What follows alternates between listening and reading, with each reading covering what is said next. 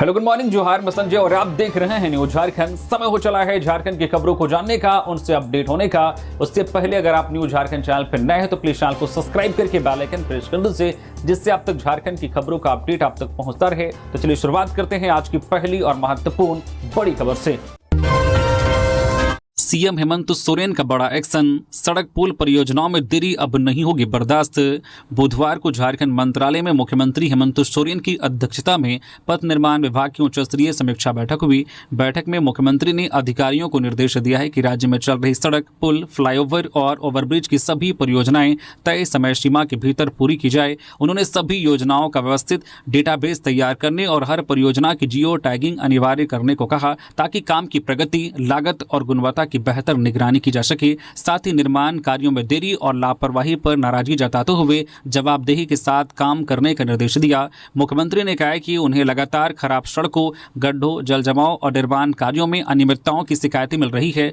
उन्होंने बारिश के मौसम को देखते हुए सड़कों की मरम्मत, जल निकासी व्यवस्था और गुणवत्ता सुधार पर विशेष ध्यान देने के निर्देश दिए। साथ ही वर्षों से लंबित सड़क और पुल परियोजनाओं को प्राथमिकता के आधार पर जल्द पूरा करने को कहा। मुख्यमंत्री ने साफ किया है कि काम में लापरवाही या अनावश्यक देरी करने वाले अधिकारियों और संबंधित एजेंसियों के खिलाफ सख्त कार्रवाई की जाएगी। झारखंड में आज और कल भारी बारिश का अलर्ट, 14 जिलों में वज्रपात और तेज हवाओं की चेतावनी।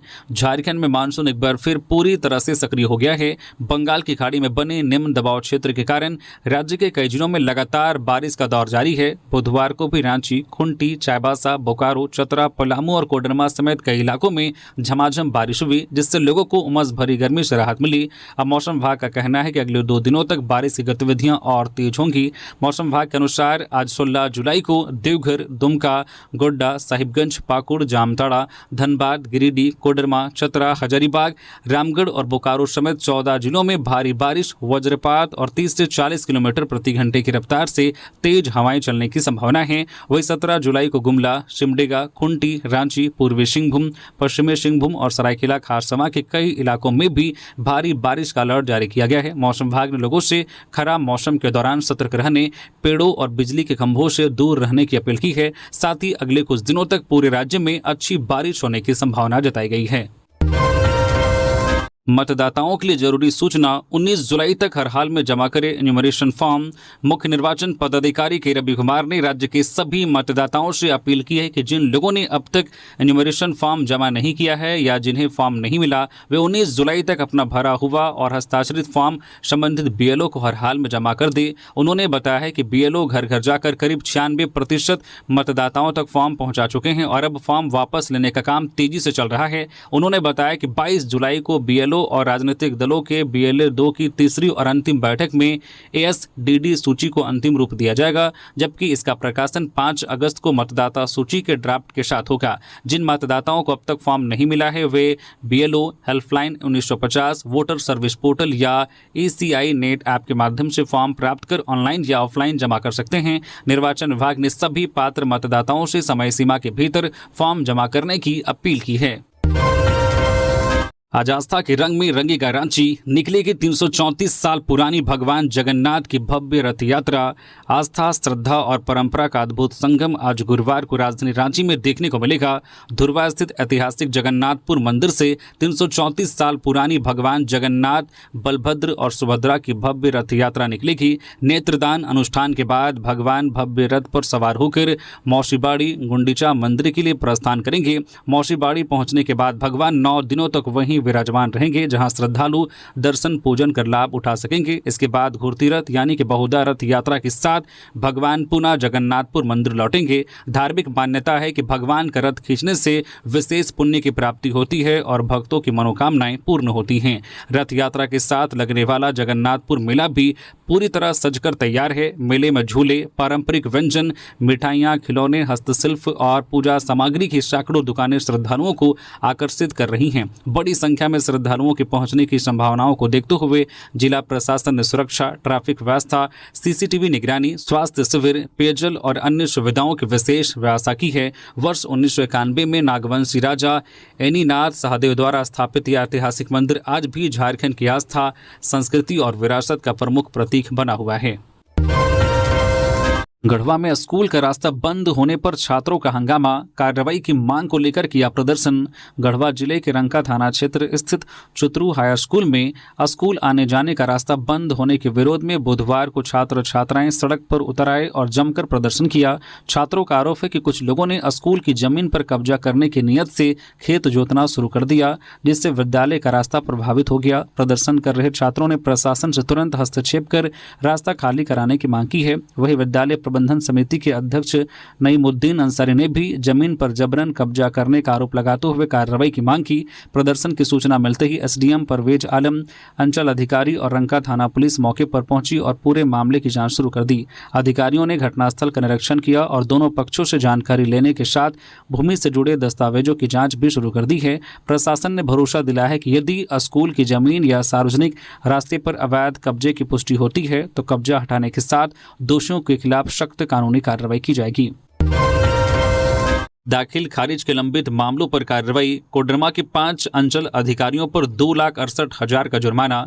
कोडरमा जिले में दाखिल खारिज म्यूटेशन के मामलों में लापरवाही बरतने पर जिला प्रशासन ने बड़ी कार्रवाई की है। ऑनलाइन पोर्टल की समीक्षा में 274 दाखिल खारिज आवेदन तय समय सीमा के बाद भी लंबित पाए गए। इनमें कई मामलों में कोई कानूनी बाधा नहीं थी, फिर भी 30 से 180 दिनों तक आवेदन का निपटारा नहीं किया गया। इस पर उपायुक्त ने राज्य सेवा गारंटी अधिनियम के तहत कार्रवाई करते हुए 5 अंचल अधिकारियों पर कुल 2,68,000 रुपए का आर्थिक जुर्माना लगाया। कार्रवाई के तहत जयनगर अंचल अधिकारी पर 95,000 रुपए, चंदवारा पर 75,000 रुपए, डोमचांच पर 49,000 रुपए, मरकच्चो पर 29,000 रुपए और सतगावा अंचल अधिकारी पर 20,000 रुपए का जुर्माना लगाया गया।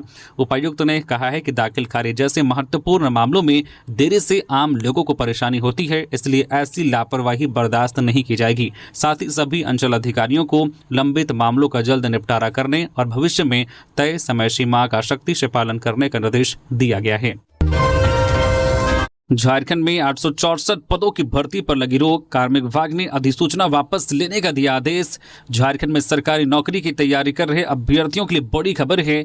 कार्मिक एवं प्रशासनिक सुधार विभाग के सचिव प्रवीण टोप्पो ने 864 रिक्त पदों पर चल रही नियुक्ति प्रक्रिया पर रोक लगाने का आदेश दिया है। जानकारी के अनुसार नगर विकास एवं आवास, खान एवं भूतत्व, श्रम नियोजन एवं प्रशिक्षण विभाग तथा उच्च एवं तकनीकी शिक्षा विभाग ने अपने क्षेत्रीय कार्यालयों में लिपिक के 864 पदों पर नियुक्ति के लिए अधियाचना भेजी थी। इसके आधार पर जेएसएससी ने 2023 और 2024 में विज्ञापन भी जारी किए गए थे और अभ्यर्थियों से आवेदन भी लिए जा चुके थे। अब जब जेएसएससी प्रतियोगिता परीक्षा कराने की तैयारी कर रहा था, इसी बीच कार्मिक विभाग ने संबंधित विभागों को अधियाचना वापस लेने का निर्देश दे दिया है। विभाग का कहना है कि हाल ही में कैबिनेट से स्वीकृत नई लिपिकीय नियुक्ति नियमावली के तहत आगे की भर्ती प्रक्रिया पूरी की जाएगी। सूत्रों के अनुसार सभी विभागों की सहमति मिलने के बाद जेएसएससी को अधियाचना वापस लेने का पत्र भेजा जाएगा और पहले जारी किए गए भर्ती विज्ञापन को रद्द किया जा सकता है। इससे 864 पदों पर भर्ती का इंतजार कर रहे हजारों अभ्यर्थियों की चिंता बढ़ गई है।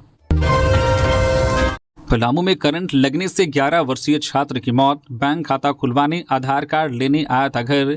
पलामू जिले के विश्रामपुर थाना क्षेत्र के कबलियासी गांव में बुधवार को करंट लगने से 11 वर्षीय छात्र मोहित कुमार की दर्दनाक मौत हो गई। मृतक गांव निवासी लल्लू चौधरी का पुत्र था और सरकारी विद्यालय में 4वीं कक्षा का छात्र था। जानकारी के अनुसार स्कूल में बैंक खाता खुलवाने के लिए आधार कार्ड की जरूरत थी, जिसके लिए मोहित स्कूल से अपने घर आधार कार्ड लेने आया था। आधार कार्ड लेकर वापस स्कूल जाने की तैयारी के दौरान वह घर में लगे बिजली के आर्थिंग तार की चपेट में आ गया। आर्थिंग में करंट प्रवाहित होने के कारण वह गंभीर रूप से झुलस गया और मौके पर ही बेहोश होकर गिर पड़ा।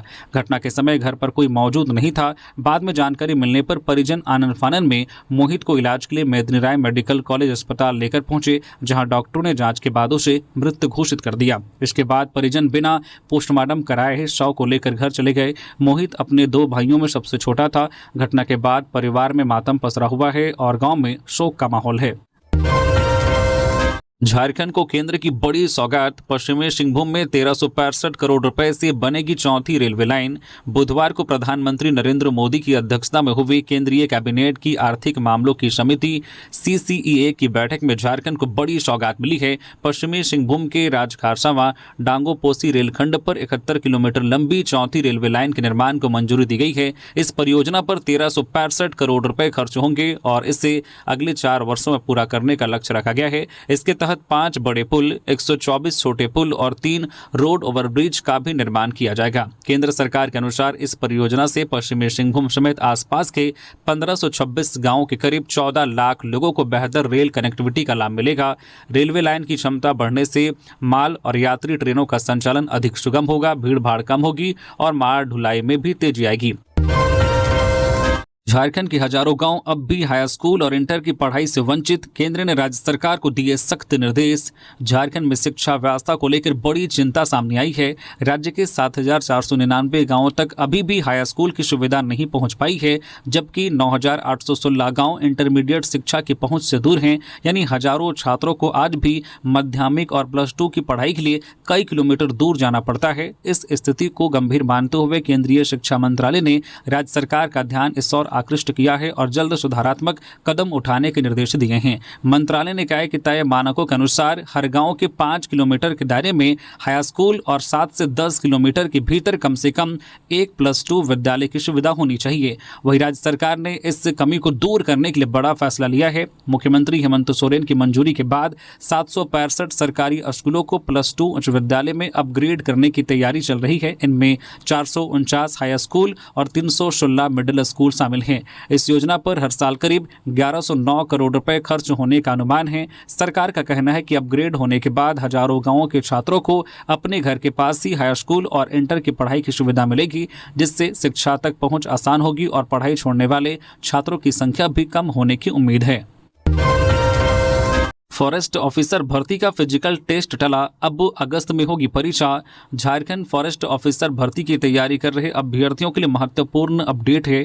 झारखंड लोक सेवा आयोग जेपीएससी ने वन क्षेत्र पदाधिकारी प्रतियोगिता परीक्षा के तहत होने वाले शारीरिक दक्षता परीक्षा पीटी की तिथियों में बदलाव कर दिया है। पहले यह फिजिकल टेस्ट 22, 23, 24 और 25 जुलाई को होना था, लेकिन अपरिहार्य कारणों से अब इसे स्थगित कर नई तिथियां घोषित कर दी गई है। अब फॉरेस्ट ऑफिसर भर्ती का फिजिकल टेस्ट 11, 12 और 13 अगस्त 2026 को आयोजित किया जाएगा। आयोग ने स्पष्ट किया है कि केवल परीक्षा की तिथियों में बदलाव किया गया है, जबकि पहले जारी सभी नियम, शर्तें और दिशा निर्देश यथावत लागू रहेंगी। जेपीएससी ने सभी सफल अभ्यर्थियों से संशोधित कार्यक्रम के अनुसार तैयारी करने और आयोग की आधिकारिक वेबसाइट पर जारी होने वाले नए नोटिस पर नियमित नजर रखने की अपील की है। गिरिडीह में बोलेरो और बाइक की भीषण टक्कर, 2 चचेरे भाइयों की दर्दनाक मौत। बुधवार को गिरिडीह जिले के तीसरी थाना क्षेत्र से दिल दहला देने वाली सड़क दुर्घटना सामने आई है। तीसरी गांवा मुख्य मार्ग पर भुराई मध्य विद्यालय के पास बोलेरो और बाइक की आमने सामने की जोरदार टक्कर में 2 चचेरे भाइयों की मौत हो गई। मृतकों की पहचान 25 वर्षीय विवेक राउत और प्रिंस राउत के रूप में हुई है। दोनों तीसरी चौक से बाइक पर अपने घर गुमगी लौट रहे थे, तभी सामने से आ रही तेज रफ्तार बोलेरो ने उन्हें जोरदार टक्कर मार दी। प्रत्यक्षदर्शियों के अनुसार टक्कर इतनी भीषण थी कि दोनों युवक करीब 20 फीट तक हवा में उछलकर दूर जा गिरे, जबकि उनकी बाइक पूरी तरह से क्षतिग्रस्त हो गई। प्रिंस राउत की मौके पर ही मौत हो गई, जबकि गंभीर रूप से घायल विवेक राउत ने अस्पताल में इलाज के दौरान दम तोड़ दिया। हादसे के बाद पूरे इलाके में मातम छा गया है। पुलिस ने दोनों शवों को पोस्टमार्टम के लिए भेज दिया और दोनों वाहनों को जब्त कर मामले की जाँच की जा रही है, जबकि बोलेरो चालक की तलाश जारी है। साहिबगंज जेल में कैदी को सांप ने डसा, अस्पताल में भर्ती। साहिबगंज जिले के राजमहल उपकारा में एक कैदी को सफाई के दौरान जहरीले सांप ने डस लिया। बुधवार को हुई इस घटना में घायल कैदी की पहचान 23 वर्षीय सोहन कुमार यादव के रूप में हुई है। बताया गया है कि वह अन्य बंदियों के साथ जेल परिसर की सफाई कर रहा था, तभी झाड़ियों से निकले सांप ने उनके पैर में काट लिया। घटना के बाद जेल प्रशासन ने उसे तुरंत राजमहल अनुमंडल अस्पताल में भर्ती कराया। डॉक्टरों के अनुसार फिलहाल कैदी की हालत स्थिर है और उनका इलाज जारी है। घटना के बाद जेल प्रशासन ने मामले की जांच शुरू कर दी है। साथ ही बरसात के मौसम को देखते हुए जेल परिसर की झाड़ियों की सफाई और सुरक्षा व्यवस्था को और मजबूत करने की बात कही है।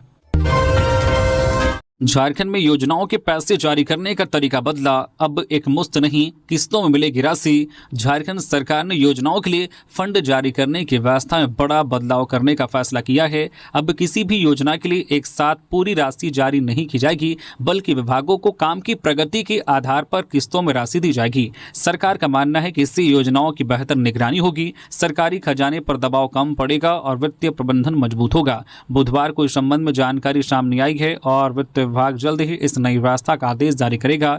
सरकार पर आर्थिक दबाव बढ़ने की एक बड़ी वजह 15वें वित्त आयोग से मिलने वाली राशि में कमी भी बताई जा रही है। जानकारी के अनुसार झारखंड को 15वें वित्त आयोग से मिलने वाली करीब 2700 करोड़ रुपए की राशि का नुकसान हुआ है। इसके अलावा कई विभागों के पीएल खातों में हजारों करोड़ रुपए अब भी जमा है, जिन्हें वापस लेने की प्रक्रिया चल रही है। इसी को देखते हुए झारखंड के कोषागारों को केंद्र सरकार के स्पष्ट पोर्टल से जोड़ा जा रहा है, ताकि योजनाओं पर होने वाले खर्च और लाभुकों को किए गए भुगतान की सीधी निगरानी हो सके। सरकार का कहना है कि इससे पारदर्शिता बढ़ेगी और भविष्य में बेहतर प्रदर्शन के आधार पर केंद्र से अधिक सहायता मिलने की संभावना भी बढ़ेगी। एएनएम प्रवेश परीक्षा 2026 का नोटिफिकेशन जारी। आज 16 जुलाई से शुरू होंगे ऑनलाइन आवेदन। झारखंड संयुक्त प्रवेश प्रतियोगिता परीक्षा परिषद JCE-CEB ने शैक्षणिक सत्र 2026-27 के लिए एएनएम प्रवेश प्रतियोगिता परीक्षा का आधिकारिक नोटिफिकेशन जारी कर दिया है। राज्य के नर्सिंग संस्थानों में एएनएम पाठ्यक्रम में दाखिला लेने के इच्छुक अभ्यर्थी 16 जुलाई 2026 से ऑनलाइन आवेदन कर सकेंगे। आवेदन की अंतिम तिथि 9 अगस्त 2026 निर्धारित की गई है, जबकि आवेदन पत्र में सुधार का मौका 10 और 11 अगस्त को मिलेगा। प्रवेश परीक्षा 23 अगस्त 2026 रविवार को सुबह 10 बजे से दोपहर 12 बजे तक आयोजित की जाएगी। JCE-CEB ने स्पष्ट किया है कि पहले झारखंड के स्थानीय पात्र अभ्यर्थियों का नामांकन किया जाएगा। यदि इसके बाद भी सीटें खाली रहती हैं, तब भी अन्य पात्र अभ्यर्थियों का प्रवेश दिया जाएगा। E20 पेट्रोल पर नितिन गडकरी के बयान पर झामुमो का तंज, कहा आम पेट्रोल अब प्रीमियम बन गया। केंद्रीय सड़क परिवहन एवं राजमार्ग मंत्री नितिन गडकरी के E20 पेट्रोल संबंधित बयान पर झारखंड मुक्ति मोर्चा झामुमो ने भाजपा पर निशाना साधा है। गडकरी ने कहा था कि जो लोग E20 पेट्रोल का इस्तेमाल नहीं करना चाहते, वे अधिक कीमत देकर प्रीमियम पेट्रोल का विकल्प चुन सकते हैं। इस पर झामुमो ने सोशल मीडिया के जरिए तंज कसते हुए कहा है कि जो आम पेट्रोल था वह अब प्रीमियम बन गया है। इसके साथ ही पार्टी ने भाजपा हटाओ महंगाई भगाओ का नारा भी दोहराया। वही देश भर में E20 पेट्रोल को लेकर बहस जारी है। कई वाहन चालकों का दावा है कि एथेनॉल मिश्रित ईंधन से माइलेज कम हो रहा है और इंजन पर असर पड़ रहा है। हालांकि नितिन गडकरी ने इन दावों को खारिज करते हुए कहा है कि इसे साबित करने वाला कोई वैज्ञानिक प्रमाण नहीं है। उन्होंने दोहराया कि जो लोग E20 का इस्तेमाल नहीं करना चाहते, वे अधिक कीमत देकर प्रीमियम पेट्रोल विकल्प चुन सकते हैं। गिरिडीह में सड़क हादसे में स्कूटी सवार युवक की मौत, टेम्पो पलटते ही हुआ दर्दनाक हादसा। गिरिडीह के पचम्बा जमुआ मुख्य मार्ग पर सड़क हादसे में 27 वर्षीय प्रभात स्वर्णकार की मौत हो गई। प्रभात अपने घर हरिशक से स्कूटी पर सवार होकर राजधनवार जा रहे थे। इस दौरान बुधवार को पथलनामाडीह के पास उनके आगे चल रहा एक टेम्पो अचानक अनियंत्रित होकर सड़क पर पलट गया। खुद को बचाने के लिए प्रभात ने स्कूटी में अचानक ब्रेक लगाया, जिससे स्कूटी अनियंत्रित होकर सड़क पर गिर गई और वह गंभीर रूप से घायल हो गए।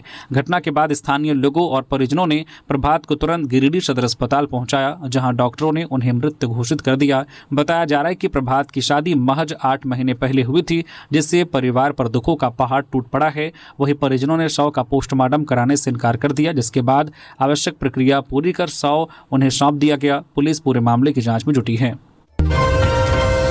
हजारीबाग में मालवाहक ट्रेन के वैगन से मिला बोरे में बंद शव, इलाके में फैली सनसनी। हजारीबाग जिले के कटकमदाग थाना क्षेत्र स्थित बानादाग रेलवे साइडिंग में सनसनीखेज मामला सामने आया है। बुधवार को बिहार से कोयला लेकर पहुंची एक मालवाहक ट्रेन के वैगन से बोरे में बंद एक अज्ञात व्यक्ति का शव बरामद हुआ। रेलवे कर्मचारियों को नियमित जांच के दौरान वैगन में एक संदिग्ध बोरा दिखाई दिया। जब बोरा खोला गया तो उसके अंदर शव मिला, जिसके बाद तुरंत पुलिस को सूचना दी गई। मौके पर कटकमदाग थाना पुलिस, रेलवे पुलिस, CISF और NTPC के अधिकारी पहुंचकर जांच में जुट गए। पुलिस ने शव को पोस्टमार्टम के लिए भेज दिया है। शुरुआती जांच में मृतक के शरीर पर कई चोट के निशान मिले हैं, जबकि उसकी जेब से कुछ नगद रुपए भी बरामद हुए हैं। फिलहाल मृतक की पहचान नहीं हो सकी है। पुलिस यह पता लगाने में जुटी है कि व्यक्ति की मौत कैसे हुई और शव मालवाहक ट्रेन के वैगन तक किस तरह पहुंचा। आसपास की CCTV फुटेज और अन्य साक्ष्यों के आधार पर मामले की गहन जांच की जा रही है।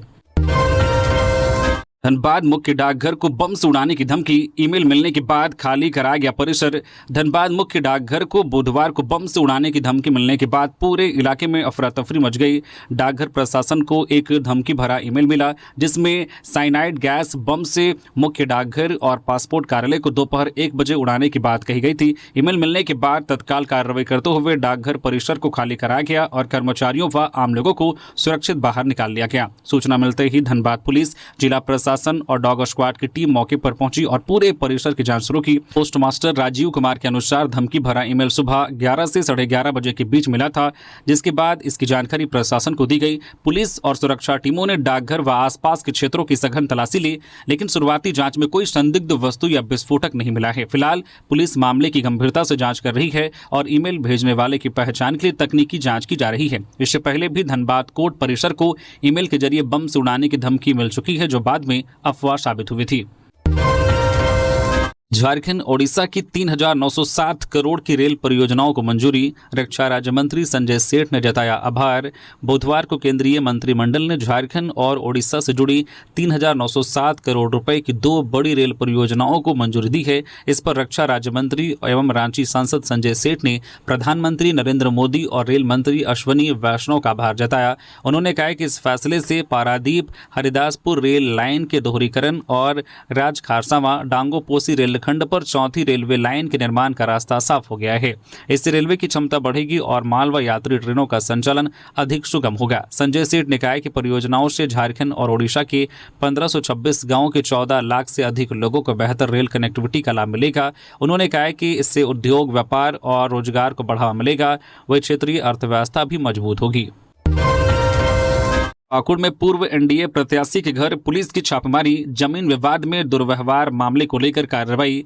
पाकुड़ के मुफस्सिल थाना क्षेत्र के जानकी नगर स्थित पूर्व एनडीए प्रत्याशी अजहर इस्लाम के आवास पर बुधवार सुबह पुलिस ने छापेमारी की। यह कार्रवाई जमीन विवाद से जुड़े एक मामले में जांच और गिरफ्तारी के प्रयास के तहत की गई। बताया जा रहा है कि विवाद पड़ोस की जमीन को लेकर है, जिस पर अनुमंडल दंडाधिकारी द्वारा धारा 144 लागू की गई थी। मंगलवार को एक जमीन पर काम कराए जाने की शिकायत मिलने के बाद पुलिस जांच के लिए पहुंची। इस दौरान अजहर इस्लाम और उनके समर्थकों पर पुलिस कर्मियों के साथ अभद्र व्यवहार और धक्का मुक्की करने का आरोप लगा, जिसके बाद पुलिस ने कार्रवाई तेज कर दी। बुधवार सुबह जिले के 3 थानों की पुलिस अजहर इस्लाम के घर पहुंची, लेकिन मौके पर वह और उनके समर्थक नहीं मिले। पुलिस के पहुंचने के बाद इलाके में तनाव का माहौल बन गया और बड़ी संख्या में लोग मौके पर जुट गए। पुलिस काफी देर तक मौके पर मौजूद रही, जबकि घर का मुख्य दरवाजा बंद रहा।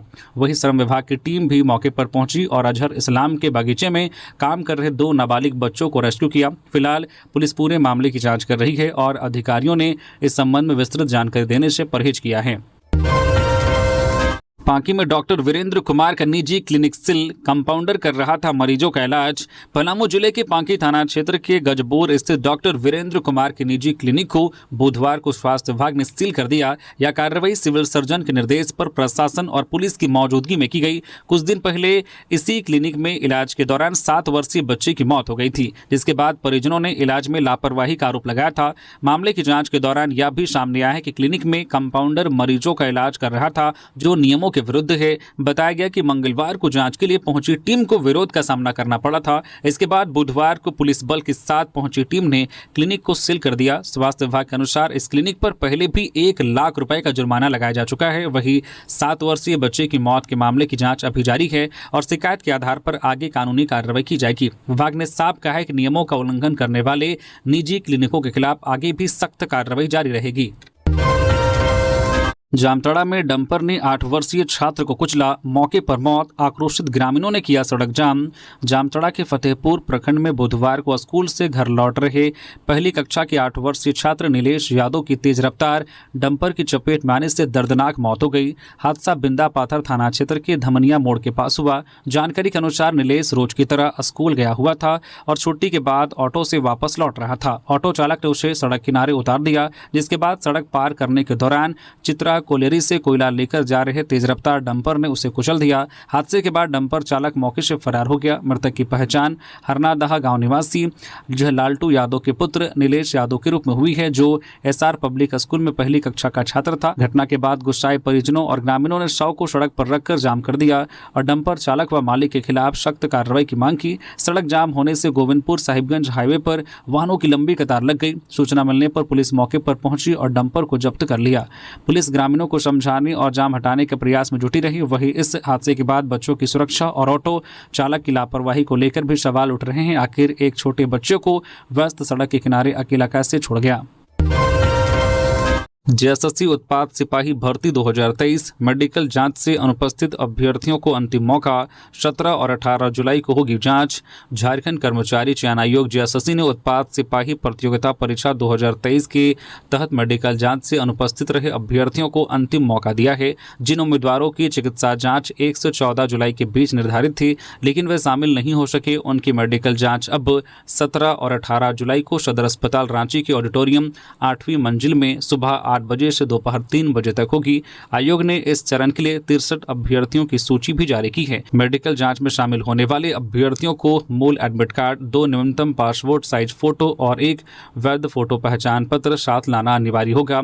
आयोग ने साफ कहा है कि यह अंतिम अवसर है। इसके बाद किसी भी अभ्यर्थी को मेडिकल जाँच के लिए अतिरिक्त समय या दूसरा मौका नहीं दिया जाएगा। इसलिए सभी पात्र उम्मीदवारों को निर्धारित तिथि और समय पर अनिवार्य रूप से उपस्थित होने की सलाह दी गई है। पतरातू का यह झारखंड का दूसरा फ्लोटिंग रेस्टोरेंट होगा। इससे पहले कोडरमा के तिलैया डैम में राज्य का पहला फ्लोटिंग रेस्टोरेंट शुरू किया गया था। सरकार आने वाले समय में धुरवा और गितलसूद डैम में भी ऐसी सुविधाएं विकसित कर राज्य में पर्यटन और इको टूरिज्म को नई रफ्तार देने की तैयारी कर रही है। आज से पतरातू डैम में फ्लोटिंग रेस्टोरेंट की शुरुआत। पानी पर तैरते हुए मना सकेंगे बर्थडे पार्टी और खास आयोजन। झारखंड के पर्यटन को आज गुरुवार को नई सौगात मिलने जा रही है। Patratu lake resort Patratu dam में आज आधुनिक फ्लोटिंग रेस्टोरेंट और म्यूजिकल फाउंटेन का उद्घाटन होगा। पर्यटन मंत्री श्री दिव्य कुमार सोनू इसका शुभारंभ करेंगे। इस फ्लोटिंग रेस्टोरेंट में एक समय में 30 लोग बैठकर पानी के बीच भोजन का आनंद ले सकेंगे। यहाँ birthday party, pre wedding shoot, engagement, business meeting और अन्य किसी निजी कार्यक्रम भी आयोजित किए जा सकेंगे। इसकी बुकिंग झारखंड पर्यटन विकास निगम की वेबसाइट के माध्यम से की जा सकेगी। इसके साथ ही म्यूजिकल फाउंटेन भी आज से पर्यटकों के लिए शुरू हो जाएगा, जिससे पतरातू डैम का आकर्षण और भी बढ़ जाएगा। अधिकारियों के अनुसार भविष्य में यहाँ हाउस बोट की सुविधा भी शुरू करने की योजना है। बुढ़मू सीओ समेत 3 आरोपी एसीबी के 3 दिन की रिमांड पर। 200 एकड़ जमीन घोटाले में हो सकते हैं बड़े खुलासे। रिश्वतखोरी के मामले में गिरफ्तार बुढ़मू के अंचलाधिकारी सीओ सच्चिदानंद कुमार वर्मा, राजस्व उप निरीक्षक शाह, भू राजस्व कर्मचारी राजेश किशोर रवि और उनके भाई गौतम किशोर रवि को एसीबी ने 3 दिन की रिमांड पर लिया है। बुधवार को तीनों से म्यूटेशन के बदले रिश्वत मांगने और जमीन से जुड़े मामलों में गहन पूछताछ शुरू की गई। यह कार्रवाई मांडर निवासी एक शिकायतकर्ता की शिकायत के सत्यापन के बाद की गई थी, जिसमें रिश्वत मांगने के आरोप सही पाए गए थे। एसीबी की शुरुआती जांच में 200 एकड़ से अधिक जमीन से जुड़े कथित घोटाले के संकेत मिले हैं।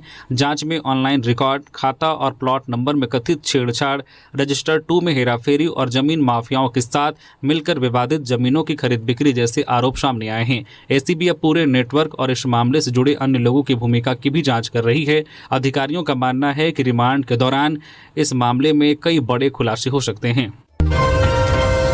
कोडरमा में 2 बाइकों की भीषण टक्कर, एक युवक की मौत, दूसरा गंभीर रूप से घायल। कोडरमा जिले के मरकच्चो थाना क्षेत्र से दर्दनाक सड़क हादसे की खबर सामने आई है। सोनेडी डेबुआ के पास हरियाडी तेतरोन मुख्य मार्ग पर 2 बाइकों की आमने सामने की जोरदार टक्कर में 28 वर्षीय अफसर अंसारी की मौत हो गई, जबकि सैफ अली गंभीर रूप से घायल हो गए। जानकारी के अनुसार अफसर अंसारी अपनी पत्नी और बच्चों से मिलने जयनगर थाना क्षेत्र स्थित अपने ससुराल जा रहे थे। इस दौरान बुधवार को सामने से आ रही दूसरी बाइक से उनकी जबरदस्त टक्कर हो गई। टक्कर इतनी भीषण थी कि दोनों बाइक सवार सड़क से दूर जाकर खेत में गिरे और दोनों मोटरसाइकिलें पूरी तरह से क्षतिग्रस्त हो गई। ग्रामीणों ने दोनों घायलों को तुरंत सदर अस्पताल कोडरमा भेजा, लेकिन रास्ते में ही अफसर अंसारी ने दम तोड़ दिया। वह सैफ अली का इलाज जारी है और उनकी हालत गंभीर बनी हुई है। इस हादसे के बाद मृतक के परिवार में मातम पसरा है। अफसर अंसारी अपने पीछे पत्नी और 2 बच्चों को छोड़ गए हैं।